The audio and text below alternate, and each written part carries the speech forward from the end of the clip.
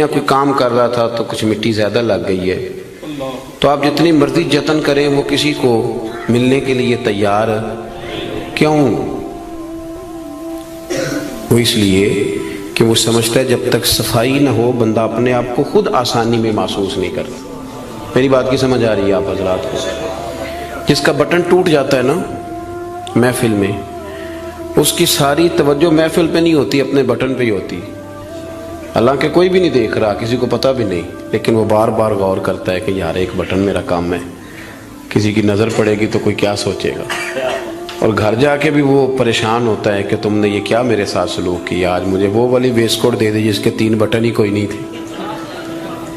میری بات کو سمجھیے گا، یہ اور آپ جتنے مرضی بڑے ہیں، آپ اپنے آپ کو بڑا محسوس نہیں کرتے۔ کپڑے ان دھلے پڑے تھے، دھونے والے تھے، حضور گھر تشریف لے آئے۔ اللہ کے رسول صلی اللہ علیہ وسلم نے فرمایا عائشہ انہیں دھو ڈالو۔ کپڑے جب دھل جاتے ہیں تو اللہ کی تسبیح کرنے لگ جاتے ہیں، یہ جب دھل جاتے ہیں تو اللہ کی تسبیح کرتے ہیں۔ صفائی ایک بڑا ضروری کام ہے، اور نبی پاک صلی اللہ علیہ وسلم نے اس کو پسند کیا ہے۔ ایک شخص حضور کے قریب سے گزرا تو اس نے بکھرے ہوئے اس کے بال تھے اور بڑے اس کی پراگندہ حالت تھی۔ کچھ لوگ آرٹیفیشل درویش بھی بن جاتے ہیں،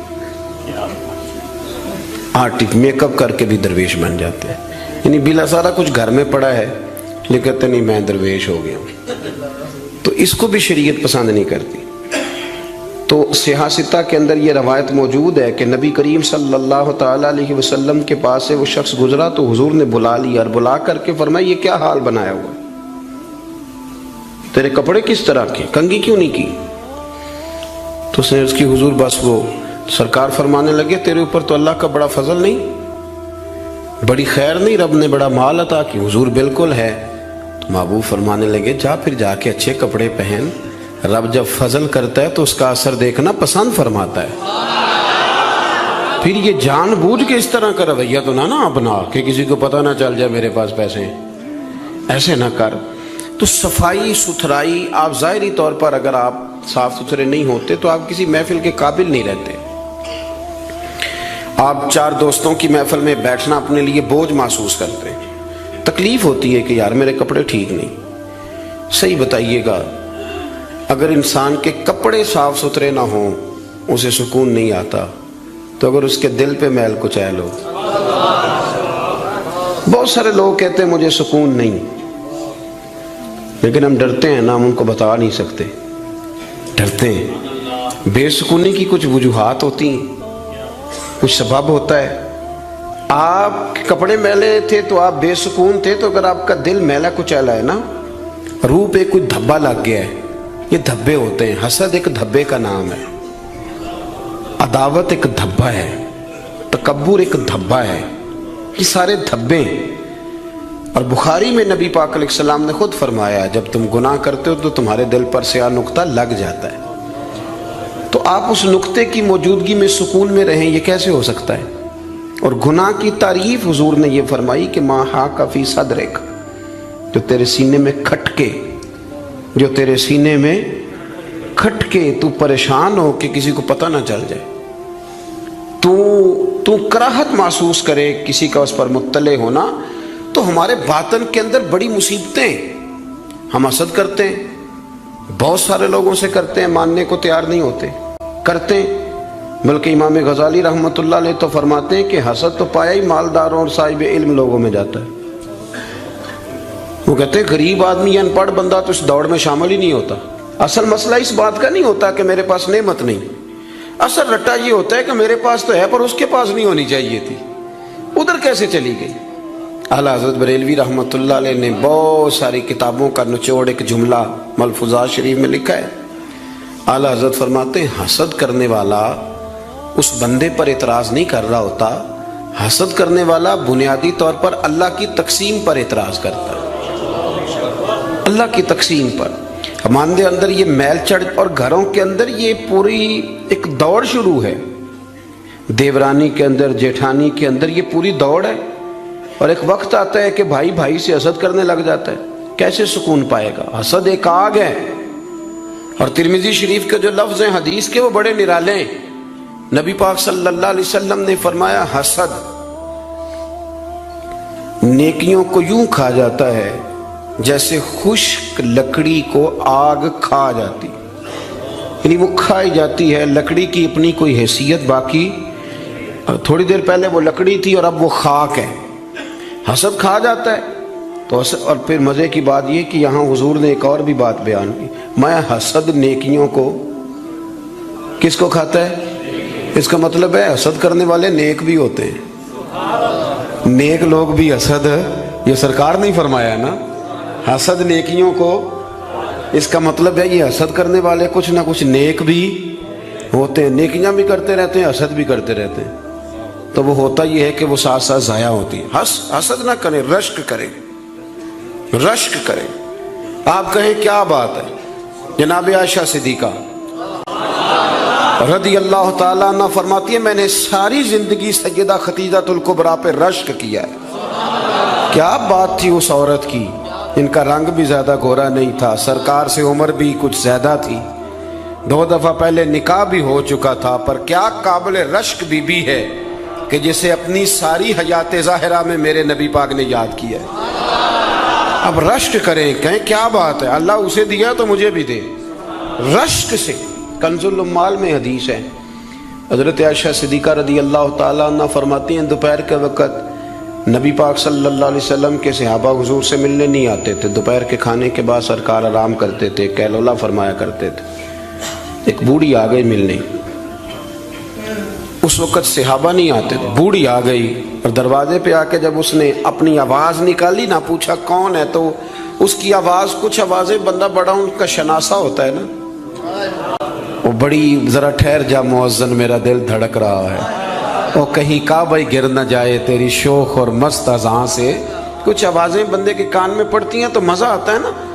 تو وہ خاتون باہر جب بولی تو سرکار دو عالم علیہ السلام آرام فرماتے فٹافٹ اٹھ گئے، حضور نے دروازہ کھولا، بوڑھی کو بٹھایا، کھانا کھلایا، دیر تک وہ باتیں کرتی رہی، سرکار جواب دیتے رہے، اور جناب عائشہ صدیقہ کہتے ہیں لوگ پہلے بھی بڑے آتے تھے پر آج ذرا انداز نرالا تھا، حضور نے بڑی محبت کی، جانے لگی تو حضور نے تحفے بھی بڑے ہی دیے، میرے کریم نے بڑا ہی پیار کیا، بڑا نوازا۔ میرے دل میں خیال آیا کہ یہ خاتون جاتی ہے، حضور بھی جائیں گے، رات کو واپس لوٹیں گے تو میں پوچھوں گی یہ کون تھی، لیکن وہ چلی گئی، حضور تو لیٹ گئے اور گہری سوچ میں چلے گئے۔ جناب عائشہ کہتی ہے میں قربان جاؤں، میں قریب گئی، قدموں میں بیٹھ کے عرض کی حضور دنیا تو پہلے بھی بڑی آتی ہے، یہ بی بی کون تھی؟ تو میں نے بات کی تو حضور رو پڑے، اٹھ کے بیٹھے، سرکار فرمانے لگے عائشہ یہ بی بی میری پہلی زوجہ سیدہ خدیجہ الکبریٰ کی سہیلی تھی، ان کی سہیلی تھی یہ عائشہ، خدیجہ کے دور میں آتی تھی، خدیجہ کھانا کھلاتی تھی، وقت دیتی تھی، پیار کرتی تھی۔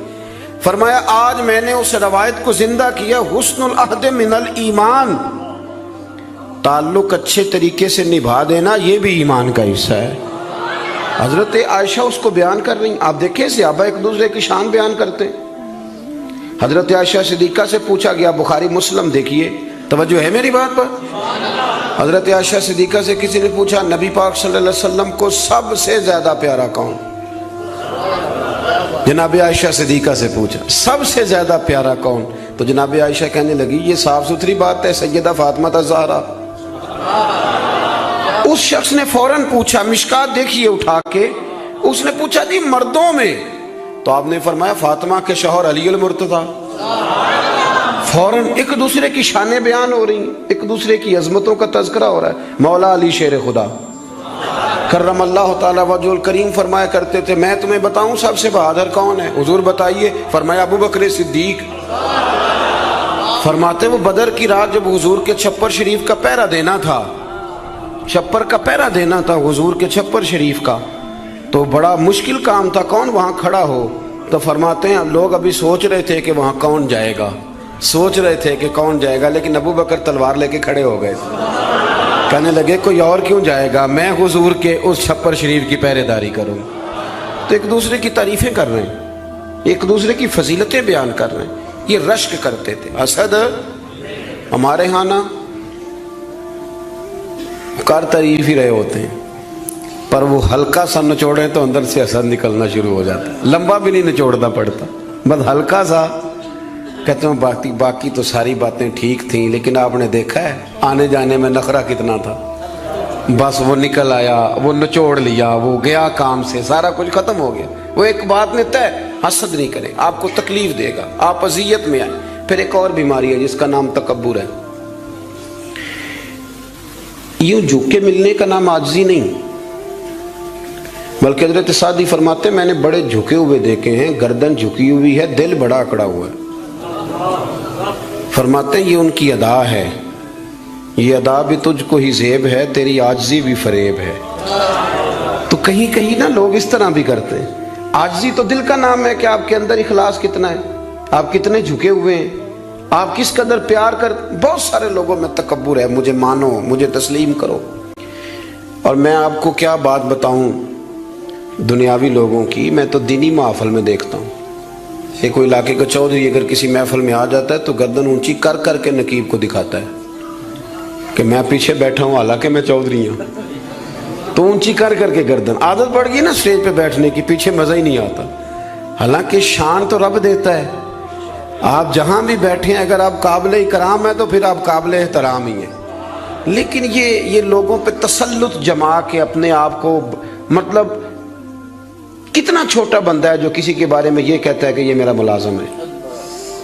اس سے کیا ثابت کرنا چاہتا ہے وہ؟ یہ دو جملے کہہ کہ میرے پاس اتنے پیسے ہیں ملازم رکھ سکتا ہوں کیا؟ میں ایک یونیورسٹی میں گیا کچھ بیان کرنے کے لیے، تو ایک بچہ مجھے کہنے لگا پیر صاحب ایک بات بڑی دل میں پریشان کرتی ہے، کسی لبرل آدمی نے کر دی تھی تو ڈرتا میں کرتا نہیں، کہیں مجھے کوئی بے ادبی نہ کہہ دے. ہمارے ہاں ایک ظلم یہ بھی ہوتا ہے کہ ادب سکھانے سے پہلے بے ادبی کا لائسنس جاری کر دیا جاتا ہے. حالانکہ پہلے ادب سکھایا جائے، پھر اگر کوئی بے ادبی کرے تو پھر اسے بے ادب. ہم ادب نہیں سکھاتے لیکن بے ادبی کا تانا فٹافٹ دے دیتے ہیں.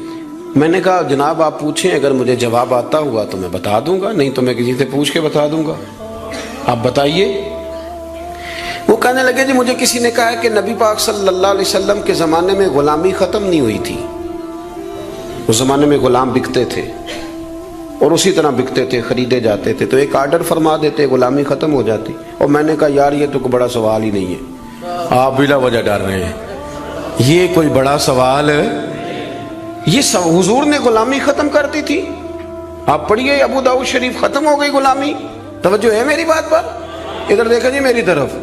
حضور نے غلامی ختم کر دی، غلامی رہی نہیں. کہنے لگے وہ کس طرح؟ میں نے کہا ابو داؤد شریف پڑھ لیں.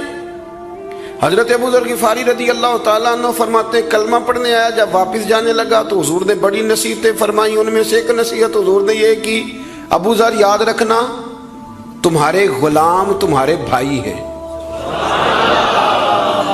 غلام تو وہ رہے ہی نہیں، انہیں تو مدینے والے رسول نے بھائی بنا دیا ہے. آپ کو کس نے کہا وہ غلام ہے؟ وہ غلام، میں سیاستہ کی روایت پیش کر رہا ہوں. فرمایا تمہارے غلام تمہارے، ادھر دیکھیں میری طرف، تمہارے غلام تمہارے بھائی ہیں. اور نبی کریم نے فرمایا جس طرح کا خود کھانا اسی طرح کا انہیں کھلانا، جس طرح کا خود پہننا اسی طرح کا انہیں. غلام رہے گا جب وہ آپ کے جیسے کپڑے پہنے گا. آپ وہ الگ بات ہے کہ جتنا مرضی وہ ہیومن رائٹس پہ بات کرے، انسانی حقوق کی تنظیمیں چلائے، غلام کو ملازم کو اس طرح کی روٹی نہیں کھلاتا جس طرح کی خود کھاتا ہے، اسے اس طرح کے کپڑے پہناتا نہیں جس طرح کے خود پہنتا ہے. لیکن نبی پاک علیہ السلام نے یہ اعزاز فرمایا جس طرح خود کھانا اسی طرح انہیں کھلانا، جس طرح کا خود پہننا اسی طرح کا انہیں پہنانا. اور حدیث کا آخری جملہ یہ ہے کہ سرکار فرمانے لگے ان کی طاقت سے زیادہ ان پر بوجھ نہ ڈالنا، اور اگر کبھی انہیں کوئی ایسا کام بتاؤ جو ان کی طاقت سے زیادہ ہو تو پھر اس کام میں ان کی مدد بھی کرنا. مجھے بتلائیے غلام تو غلام رہے نہیں، حضور نے تو سیٹ ہی ختم کر دی، انہیں بھائی بنا دیا ہے. وہ تو سیٹ ہی ختم ہو گئی، تو آپ یہ کیسے کہہ سکتے ہیں کہ غلامی ختم نہیں ہوئی؟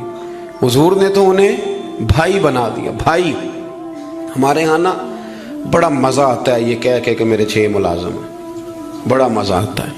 اور بڑا بندہ راضی ہوتا ہے جب وہ گاڑی میں بیٹھا ہوتا ہے تو 15 بندے آگے دوڑ رہے ہوتے ہیں، اس کو بڑا لطف آ رہا ہوتا ہے. لیکن اسے نہیں پتا کہ اس کے اندر تکبر آ گیا. اب اس کے اندر ایک چیز پیدا ہو گئی جو اسے خراب کرے گی، وہ پھر کرسیاں ڈھونڈتا پھرے گا، اسے کہیں مزہ نہیں آئے گا۔ وہ نورانی محفل کے اندر بھی، روحانی محفل کے اندر بھی وہ تلاش کرے گا کہ کوئی مجھے جان لے، کوئی مجھے پہچان لے۔ وہ ہر جگہ پروٹوکول کا عادی ہو، اسے بیماری لگ جائے، کسی جگہ قرار نہیں پائے گا۔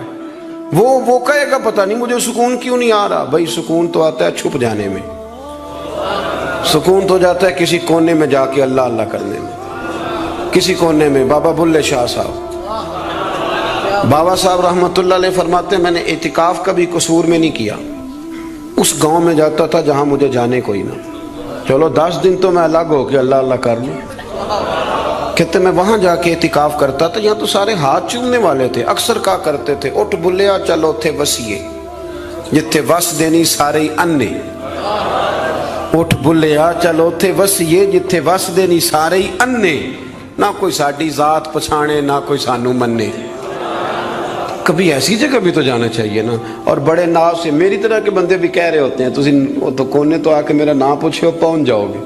وہ کبھی اپنے آپ سے پوچھ تو صحیح کہ یہ تو کہاں مبتلا ہو گیا، یہ شہرت، یہ شور شرابے، یہ آنا جانا۔ مزہ تو تب ہے کہ صبح قیامت آپ کو پردوں میں ڈال کے کہہ دیا جائے کہ جا تیری پردہ پوشی کی، تیرے عیب نہیں کھولے جائیں گے، بغیر حساب جنت میں چلا جا۔ یہاں یہ شور کرنا، اپنا آپ دکھانا، اپنا آپ بتانا، یہ تو علامت تکبر ہے۔ تھوڑا سا نیچے رہیں۔ یہ ہوتا ہے کئی دفعہ کہ انسان کچھ اللہ تعالیٰ اسے وقار دے دیتا ہے تو اس کا قد اونچا ہو جائے، اس کی سیٹ اونچی ہو جائے، لیکن دل اس کا سکون میں رہے۔ امام غزالی روایت لائے ہیں، حضرت حذیفہ بن یمان رضی اللہ تعالیٰ عنہ فرماتے ہیں میں اپنے قریب محبوب علیہ السلام کے ساتھ نہ سفر کر رہا تھا، گرمی کا موسم تھا، سفر کرتے کرتے ہم ایک باغ کے قریب سے گزرے تو سامنے کنواں نظر آیا۔ حضور فرمانے لگے حذیفہ یار گرمی بڑی ہے، غسل نہ کر لیں؟ میں نے کہا حضور بڑی بات ہے، کر لیں۔ کہتے ہیں سرکار کنویں کے قریب گئے تو کپڑوں سمیت غسل کرنے لگے، پھر بھی مجھے فرمایا کہ ذرا چادر نہیں تان لیتے؟ میں ذرا پسند نہیں کرتا کہ یہ گرمیوں میں ہمارے بچے جس طرح کا لباس پہنتے، یہ تہذیب کے مطابق نہیں، تہذیب کسی اور چیز کا نام۔ آپ ذرا کھلا لباس پہنیں اور آپ ذرا کچھ چیزوں کو چھپائیں، آپ مہذب لگیں گے، آپ مناسب لگیں گے۔ کالی بنیان پہن کے تو گلی میں نکل جانا، گلی میں کیا گھر میں بھی بیٹیاں ہوتی ہیں، بہنیں ہوتی ہیں، کیوں اس طرح کا لباس پہنتے ہیں جو غیر مناسب محسوس ہو؟ حضرت حذیفہ بن یمان رضی اللہ تعالیٰ عنہ فرماتے ہیں حضور کپڑوں سمیت غسل فرما رہے تھے، پھر بھی مجھے فرمایا چادر تان لو۔ توجہ ہے میری بات پر؟ یہ نوجوان ذرا زیادہ غور کریں کیا عرض کر رہا ہوں۔ کہتے میں چادر تان کے کھڑا ہو گیا، حضور غسل کرنے لگے تو پانی ٹھنڈا تھا، گرمی بھی بڑی تھی، حضور کو نہ ذرا لطف آیا تو فرمانے لگے تھوڑا اور نہ نہا لوں؟ میں نے کہا حضور نہائیں۔ کہتے ہیں سرکار کو اور لطف آیا، فرمانے لگے ذرا اور نہ نہاؤں؟ میں بڑا مطمئن تھا، بڑا راضی تھا کہ مجھے نوکری کا موقع مل رہا ہے۔ کہتے ہیں ایک دو دفعہ سرکار نے فرمایا، پھر حضور بس کرنے لگے تو میں نے کہا حضور تھوڑا اور غسل فرمائیں، گرمی بڑی ہے۔ کہتے سرکار اور غسل کرنے لگے، خاصی دیر حضور نہائے، غسل فرمایا، فارغ ہو گئے نا جب، میرا کلیجہ بڑا ٹھنڈا تھا کہ میں نے نوکری کر لی۔ جب فارغ ہو گئے تو حضور مجھے فرمانے لگے چل اب تو غسل کر۔ اگر روٹی بچ جائے تو بندے ڈرائیور کو بھیج دیتے ہیں، اگر کبھی بچ جائے۔ چلیں آپ نے کون سا مجھ سے ناراض ہونے، آپ تو اپنے ہیں۔ اگر کوئی دیگ بڑھ جائے تو مدرسے بھیج دیتے ہیں کہ وہ اس کو کہتے ہیں آپ یہی ہیں کہ اس کے پیروں کے نیچے فرشتے پر بچھاتے ہیں، یہ بھی آپ کہتے ہیں کہ آفت جی آپ کی بڑی شان ہے، آپ نماز پڑھاتے ہیں، پر دیگ وہ بھیجنی ہے جو بچ گئی، وہ آپ بھیج دیں۔ بچ گئی ہے، وہ زیادہ تھی تو ہم نے کہا چلو بچوں کو دے دیتے۔ یہ اعزاز نہیں دیا، دیگ دے دی پر آپ نے عزت نہیں دی، وقار کا مزہ نہیں آیا اس کا۔ یہ کوئی سرور والا کام نہیں۔ میرا ایک دوست مجھے ایک دن کہنے لگا حضرت جی اگر کوئی ٹائم ملا نہ نکلا تو میں آؤں گا۔ میں کہ یار نہ آئیے دا کوئی مزہ ہے، ساڑھے کو تو ٹائم کٹ کے آنا یار، حد ہو گئی۔ تو کہے کہ میں بڑا مصروف ہوں پر آپ حکم تو کرے، میں سویرے ہی آیا۔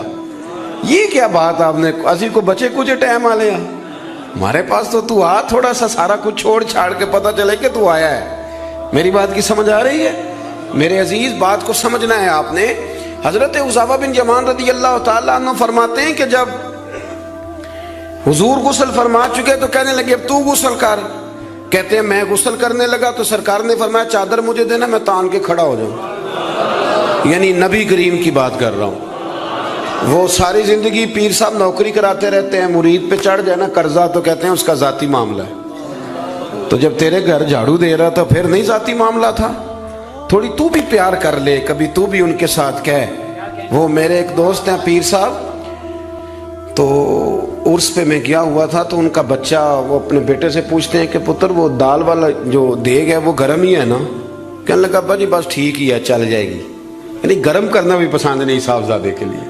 ابا جی چل جائے گی. تو پیر صاحب نے بڑا اچھا جملہ کہا, کہنے لگے پتر جب تو مریدوں کے گھر جاتا ہے تو تیرے ساتھ یہ سلوک کرتے ہیں؟ اس طرح تو نہ کر یار, کم از کم تیرا زور لگے گا ایک آرڈر ہی کرنا ہے ذرا گرم ہو جائے. پر ہم سمجھتے نہیں نا چیزوں کو. الا ماشاءاللہ اچھے لوگوں کی بات نہیں کرتا. میرے بھائی حضرت حذیفہ بن یمان رضی اللہ تعالیٰ عنہ فرماتے ہیں قربان جاؤں کریم رسول نے چادر تان لی, میرے لیے چادر تان لی, میرے لیے.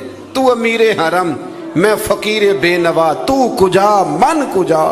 یعنی میرے لیے چادر, میں گلیاں دا روڑا کوڑا تے میں نو محل چڑھایا ہے سانیاں. حضور نے چادر تان لی, کرنا غسل. اگر مجھے گرمی لگ رہی ہے تو تجھے بھی تو لگ رہی ہے نا. حضرت حذیفہ بن یمان کہتے ہیں میں نے کہا حضور میں بغیر چادر کے فرمایا نا میں کھڑا رہوں گا, تو کر غسل. حضرت حذیفہ بن یمان کہتے ہیں تھوڑا سا غسل کر کے میں نے چھوڑ دیا. حضور فرمانے لگے نہیں اور نہا ذرا. کہتے ہیں میں نے عرض کی یا رسول اللہ صلی اللہ علیہ وسلم میں نہا لیا. فرمایا نہیں تھوڑا اور غسل کر. فرماتے میں نے اور غسل کیا. تھوڑی دیر کے بعد فارغ ہوا. میں نے کہا حضور مہربانی فرمائیں میں نہا چکا. تو فرمانے لگے نا ہمیں جتنی دیر میں نے کیا ہے تو بھی اتنی دیر غسل کر. حضرت حذیفہ بن یمان کہتے ہیں میں رو پڑا. میں نے کہا محبوبہ تیرے کرم پہ قربان جاؤں, اب بس کریں. حضور میں نہا چکا ہوں. تو حضور فرمانے لگے حذیفہ گھر سے اکٹھے نکلے تھے نا, گرمی میں ایک جیسا سفر کیا ہے نا یار, تو غسل کر. مجھے اچھا لگا یار یہ کیا سٹیٹس ہم نے بنا لیا. ہم اپنوں کے بیچ بھی اسی طرح رہیں گے. ہم اپنوں کے بیچ جو ہمارے اپنے ہیں ہم ان سے بھی کبھی. میں مسجد میں بیٹھا ہوں باوضو, ابھی میں نے عشاء پڑھی ہے. کوئی دیانتداری سے بتاتا ہوں, میں بیمار ہو گیا تو بڑی میری ٹانگوں میں ٹائیفائڈ بخار تھا, تو بڑی سخت تکلیف میری ٹانگوں میں آئی, اذیت آئی. مجھے چلا نہیں جاتا تھا, چھڑی پکڑ کے میں چلتا تھا. میری اماں جی حیات تھیں, میں نے ان سے کہہ دیا کہ بڑی ٹانگوں میں درد ہے. تو میں سو گیا, میری آنکھ کھلی تو میری ماں میری ٹانگیں دبا رہی تھی. میری ماں میری ٹانگ, اور میری جیسے آنکھ کھلی تو میں نے جھٹ سے اپنی ٹانگوں کو سمیٹا. میں نے کہا اماں جی آپ یہ کیا کر رہی ہیں؟ تو میری اماں جی نے کیا, وہ بیمار رہتی تھی, شوگر تھی, کہنے لگی پتر تو نہیں میری روز دباندہ.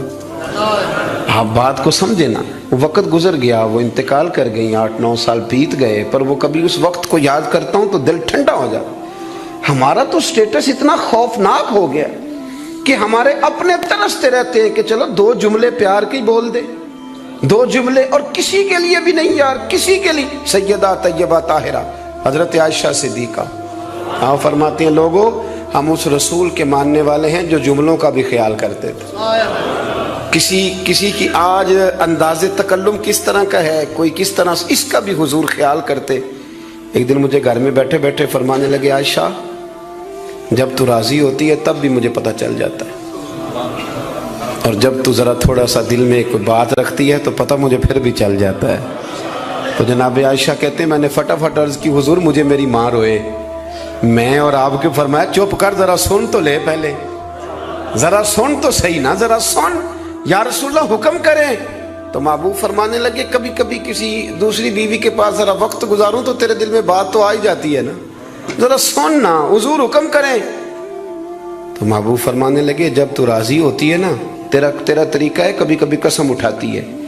جب تو ہوتی ہے نا مجھ سے ناراض تو تو کہتی ہے مجھے ابراہیم کے رب کی قسم, مجھے حضرت ابراہیم علیہ السلام کے رب کی قسم.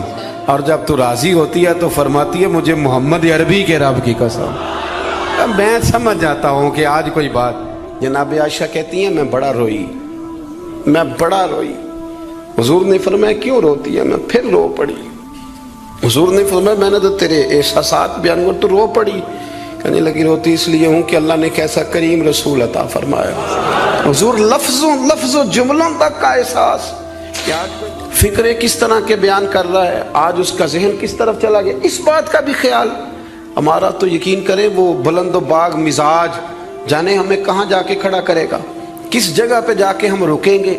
بڑا شوق ہے لوگوں کی گردنیں جھکانے کا، بڑا ہمیں شوق ہے، یہ میرا ملازم ہے، گھر میں بھی گئے ہیں تو 2-4 بندے کھڑے ہونے چاہیے اعزاز کے لیے، تھوڑا سا جھکے تو صحیح، تھوڑا پیار کرنا تو شروع کریں، تھوڑا یہ آپ کی گردن دیکھیں نا، جو بالکل اکڑ جائے وہ مردہ ہوتا ہے، اور جس میں کچھ نہ کچھ لچک ہو وہی تو زندہ ہوتا ہے۔ اگر آپ پکڑے ہوئے ہیں، اکڑ گئے ہیں آپ کو اپنے علاوہ، وہ کسی نے کہا تھا خدا مجھے ایسی خدائی نہ دے کہ اپنے سوا کچھ دکھائی نہ دے۔ کیا لے کے جانا ہے اس دنیا سے اگر آپ چند منٹ کسی سے پیار ہی نہیں کر پائے، کسی کا احساس ہی آپ کی طبیعت میں نہیں آیا، آپ کو ذرا خیال ہی نہیں آیا کسی کی بابت، لیکن ہمارا وہ احساس کدھر گیا؟ اصل بات یہ ہے کہ اندر تکبر چھپا لیا ہے، اب وہ نکلتا نہیں، کھٹکتا بڑا ہے، تنگ بڑا کرتا ہے، بڑی آرزو ہے کہ جانا جاؤں پہچانا جاؤں، سمجھتے نہیں۔ مولا کائنات شیر خدا علی المرتضیٰ حضرت مولا علی کرم اللہ تعالی وجہہ الکریم کوفے میں تشریف فرما تھے تو غلام سے کہنے لگے چل ذرا شاپنگ کرنے چلے۔ کس سے؟ بول کے بتائیے۔ لے گئے ہو کبھی ملازم کو ساتھ؟ ہم تو ابا جی کو نہیں لے کے جاتے، حالانکہ ان کو کبھی کبھی لے جائیں تو انہیں بڑا اچھا لگے۔ کبھی کبھی والد صاحب سے کہیں نا کہ موسم بدل رہا ہو 2 جوڑے لینے چلے، ہم لے کے جائیں کبھی ان کو ساتھ بٹھا کے، ان سے کہ ابا جی آئیں میرے لیے کپڑے پسند کریں۔ ان بیچاروں نے بوڑھوں نے کیا پسند کرنا ہے، پر آپ ساتھ لے کے جائیں گے تو ان کا دل بڑا ٹھنڈا ہوگا۔ لیکن یہ کام بھی ہم یاروں کے ساتھ ہی کرتے ہیں، والد کو کہاں لے کر کے جاتے ہیں۔ مولا علی شیر خدا غلام سے فرمانے لگے چل نا یار کپڑے خریدنے۔ خادم کہتا ہے میں ساتھ گیا، حضرت علی نے 2 جوڑے خریدے، فرمایا آج 2 لینے بھی، ایک تیرا ایک میرا۔ کہتے ایک خاصا مہنگا لیا، ایک ذرا سستا لیا۔ میں فوراً سمجھ گیا مہنگا آقا کا ہے اور سستا اسی طرح ہی ہوتا ہے نا، مہنگا جوڑا آقا کا ہے اور سستا غلام کا ہے۔ کہتے ہیں تھیلے میں کپڑے ڈالے، میں نے اٹھائے، میں غلام تھا، وہ چوک آ گیا جہاں سے مولا علی نے اپنے حجرہ نور میں جانا تھا اور میں نے اپنے گھر جانا تھا۔ فرماتے ہیں وہ جگہ آ گئی، شیر خدا رضی اللہ تعالیٰ عنہ فرمانے لگے کہ لیا پتر میرے والا جوڑا مجھے دے دے، لا وہ میرے کپڑے مجھے دے دے۔ تو کہتے ہیں وہ بڑی ڈیفینیٹ تھی بات تھی، میں نے اسی وقت نکالا مہنگا جوڑا، جناب علی کو تھمایا تو حضرت علی فرمانے لگے یہ تو نہیں میرا۔ باتیں مزے کے لیے سنتے ہیں صرف، اگر ان کے سننے میں اتنا مزہ ہے تو اس پر عمل کرنے میں کتنا مزہ ہوگا، یہ بھی تو کبھی آپ محسوس کریں نا۔ حضرت مولا علی شیر خدا فرمانے لگے یہ نہیں میرا تو وہ دوسرا ہے۔ وہ کہتا میں نے ایک فلسفہ بیان کیا، ایک علت بیان کی، ایک لاجک میں نے بیان کی۔ میں نے کہا حضور آپ مہنگا پہنے کیونکہ آپ آقا ہیں، اور میں سستا پہنوں گا کیونکہ میں۔ تو حضرت علی نے فوری طور پہ حکم نہیں لگایا کہ نہیں تو دوسرا مجھے دے، عالم تھے نا، تو اس نے علت بیان کی تو پہلے اس کا وہ سبب توڑا، پہلے اس کی اس بات کا جواب دیا۔ دلیل کا جواب دلیل سے دینا چاہیے نا، کئی دفعہ لوگ دلیل کا جواب گالی سے دینے لگتے ہیں، یہ طریقہ غلط ہے۔ حضرت علی سے اس نے کہا ایک علت بیان، ایک سبب بیان، کہنے لگا حضور آپ چونکہ آقا ہیں تو آپ جوڑا پہنے مہنگا، آپ کپڑے استعمال کریں مہنگے، میں چونکہ غلام ہوں تو میں استعمال کروں گا سستے۔ تو حضرت علی کہنے لگے تو یہ والا فلسفہ نہ بیان کر، تو میرے والا کر، میں تجھے بتاتا ہوں ایک سبب وہ والا لگا لے، یہاں وہ حکم لگا۔ اس نے کہا حضور وہ کون سا؟ فرمانے لگے تو سستا مجھے دے نا کیونکہ میں بوڑھا ہوں، اور تو مہنگا استعمال کرنا اس لیے کہ تو جوان ہے، اور جو جوان ہوتے ہیں وہ مہنگے کپڑے پہنتے ہیں۔ فرمایا یہ والا نقطہ یہاں لگا نا، یہ کلیہ یہاں استعمال کر۔ تو خادم کہتا ہے کہ حضرت علی نے مجھے شان بھی دے دی، اعزاز بھی دے دیا، اور مجھے بات بھی سمجھا دی۔ تیسری بات ہے اس کا بھی ضرور خیال رکھیں ہمیشہ اپنی زندگی کے اندر، آپ کو سکون ملے گا، آپ کو اطمینان ملے گا۔ ہم نا آرام پسند بہت ہو گئے. سب سے زیادہ ہمیں پریشان وہ بندہ کرتا ہے جو ہمارے آرام میں تھوڑا سا خلل ڈالتا ہے. اسپیکروں پہ پابندی کیوں لگی بھلا؟ جھگڑے شگڑے اب کوئی نہیں ہوتے تھے، اب کہاں دور رہ گیا؟ اب تو صرف لوگوں کی نیند خراب ہوتی تھی، اور جو سوسائٹیوں میں رہتے ہیں نا ان کے لیے زیادہ مسئلہ تھا. ہم ذرا سا بھی اپنی نیند قربان کرنا، اپنے اوپر تھوڑا بوجھ لینا پسند نہیں کرتے. رات کو کچھ لوگوں کو جاگتے رہنا بڑا ضروری ہے. ڈاکٹر کے لیے اپنا موبائل آن رکھ کے اسے سونا چاہیے، یہ میری گزارش ہے. اس لیے کہ کسی وقت بھی کوئی مریض اس کو فون کر سکتا ہے. جو لوگ سیکیورٹی اداروں سے تعلق رکھتے ہیں ان پر ضروری ہے کہ وہ رات بھی اپنے موبائل کو آن رکھے. جن کی ذمہ داری میں کچھ لوگ ہیں، میرے پاس ایک ایسا نمبر ہے، رات بھر وہ نمبر، میرے پاس مدرسے کے بچے ہیں، وہ کسی وقت میری ضرورت پڑ سکتی ہے. مجھے سینکڑوں دفعہ کہا ہے گھر والوں نے بھی، باہر والوں نے بھی، کہ آپ اس کو بند کر دیں. تو میں کہتا ہوں پھر یہاں تو مدرسہ بھی بند کروں نا، کیا ہو جائے گا؟ مثلا نیند تو اگر اللہ آپ کو سکون دینا چاہے تو 20 منٹ کی نیند میں نیند پوری ہو جاتی ہے. اور اگر وہ مالک بے نیاز ہے، کبھی نہ سکون آئے تو سارا دن نہ بستر سے نکلے، سستی نہیں جاتی. صحیح کہہ رہا ہوں میں؟ تو تھوڑی اگر آپ اپنی نیند قربان کر لیں گے کسی کے لیے، کسی کو سکون دینے کے لیے، تھوڑی سی نہیں دیتے ہم. ہمیں تو بس یہ ہے کہ میرے لیے سارے جاگیں گے، میں نہیں اٹھوں گا کسی کے لیے. ہر آدمی ہائی الرٹ کھڑا رہے، اس سے انسان بہت بڑا خود غرض ہو جاتا ہے. اور جب وہ کسی کو سکون نہیں دیتا تو پھر اسے نیند بھی نہیں آتی. اگر ہم تھوڑا اشار کریں. حضرت انس بن مالک رضی اللہ تعالیٰ عنہ فرماتے ہیں رات کا وقت تھا، مدینے کے کونے سے چیخنے چلانے کی آواز آنے لگی بڑی شدت کے ساتھ.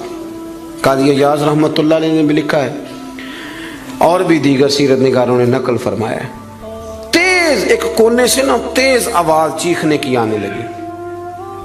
فرماتے ہیں سب لوگ جمع ہو گئے جن کے کانوں میں آواز گئی. ہم نے نیزے، تیر، تلواریں، ساری چیزیں جمع کرنی شروع کر دی کہ ادھر جاتے ہیں اور جا کے دیکھتے ہیں وہاں کیا ہے. کہتے ہیں ہم تیاری کر چکے جب، اور ہم نے منصوبہ بنا لیا، اور جب ہم نے رخ پھیرا نا ادھر جانے کے لیے تو اللہ کے نبی صلی اللہ علیہ وسلم وہاں سے واپس آ رہے تھے. اور کہتے ہیں حضرت ابو طلحہ انصاری رضی اللہ تعالیٰ عنہ کے گھوڑے پر آپ سوار تھے، اور گھوڑے کی پشت پر کوئی اور چیز نہیں تھی، یعنی کوئی کجاوا نہیں ڈالا، کوئی کپڑا نہیں ڈالا، ننگی پشت پر حضور سوار تھے، ہاتھ میں ایک نیزہ تھا. اور حضور اکیلے گئے، اکیلے واپس آئے، اور آ کے فرمایا بھی سو جاؤ، کوئی پریشانی کی بات نہیں. وہ جانور لڑ پڑے تھے، میں دیکھ آیا ہوں، کچھ بھی نہیں ہے، سارے آرام سے سو جاؤ، کوئی ایسا مسئلہ نہیں. حضرت انس کہتے ہیں باقی تو ساری دنیا سو گئی تو میں ساری رات سوچتا رہا کہ محبوب تو ہماری سوتے ہوئے بھی نگہبانی فرماتے. جو حضور سب سے پہلے چلے گئے، دیکھ کے لوٹ بھی آئے، اس کا مطلب ہے کہ سرکار جاگ رہے تھے. حضور نے ویسے بھی فرمایا ہے کہ میری آنکھیں بند ہوتی ہیں، دل میرا بیدار ہی رہتا ہے. آپ یقین کریں اتنی خود غرضی، وہ پھر آہستہ آہستہ وہ خود غرضی. ہم پہلے خود غرض ہوتے ہیں، اپنے ابا جی سے کہتے ہیں کہ اب میرا گزارا نہیں ہوتا، میرے بھی بچے ہیں. یہاں سے ہم آغاز کرتے ہیں خود غرض ہونے کا. پھر کچھ عرصے کے بعد ہمارے بچے ہمیں کہنا شروع ہو جاتے ہیں کہ ابا جی اب ہمارا گزارا نہیں ہوتا، ہمارے بھی تو بچے ہیں نا. پھر وہ کبھی گونجتا ہے ہمارے کانوں میں ہمارا اپنا قول جو ہم نے کبھی کیا تھا اپنے والد کے لیے. اپنی زندگی میں اگر آپ عاجزی لے آئیں، انکساری لے آئیں، حسد چھوڑ دیں، پیار لے آئیں، رشک لے آئیں، اپنی زندگی کے اندر تھوڑا سا کسی کے لیے احسار کرنا شروع کر دیں، قربانی دینا شروع کر دیں، تھوڑا سا اپنے اوپر ہلکا سا بوجھ ڈالیں، تو شاید وجود تھوڑی دیر کے لیے تھک جائے لیکن روح کو بڑی آسودگی حاصل ہوگی، دل آپ کا سکون میں آ جائے گا. آپ ایسے محسوس کریں گے کہ میں اصلاح پذیر ہو گیا ہوں، میرے باطن کے اندر جو میل کچیل تھے وہ چھٹنے لگے، وہ دھبے اب آہستہ آہستہ کر کے دور ہونے لگے ہیں. آپ کی اس محفل میں بھلا مہمان خصوصی کون ہے؟ یہ بزرگ مشائخ تو آئے ہیں، ہماری سرپرستی کر رہے ہیں، لیکن اس محفل کا سب سے خاص بندہ وہ ہے جس نے محفل سے پہلے مسجد میں جھاڑو دیا، جس نے صفیں بچھائیں، جس نے اشتہار لگایا، جس نے جذبہ کا اظہار کیا. اس بیچارے کی شاید فوٹو بھی نہ آئے، شاید بہت سارے لوگوں سے جانے بھی نہ، لیکن میں نہیں جانتا، حضرت نہیں جانتے، مفتی صاحب نہیں جانتے، پر جس رب رسول کے لیے کیا وہ تو جانتے ہیں نا۔ اچھا وہ میں نے اس طرح کے کارکنوں کو اکثر دیکھا ہے کہ وہ دور کھڑے مسکرا رہے ہوتے ہیں محفل کو دیکھ دیکھ کے، میرا جلسہ بڑا کامیاب ہو گیا، دیکھو جی میری محفل۔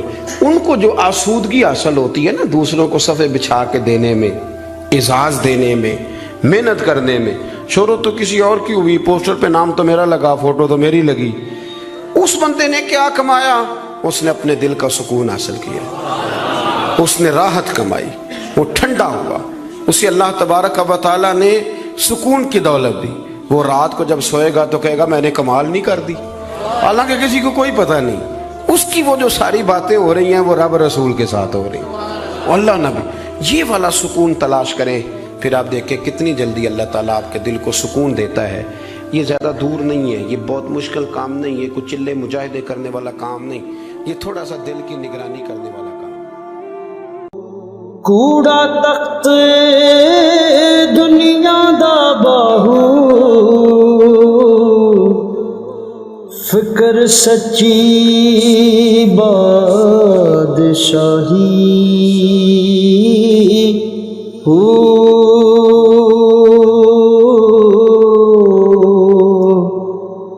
جس دل سے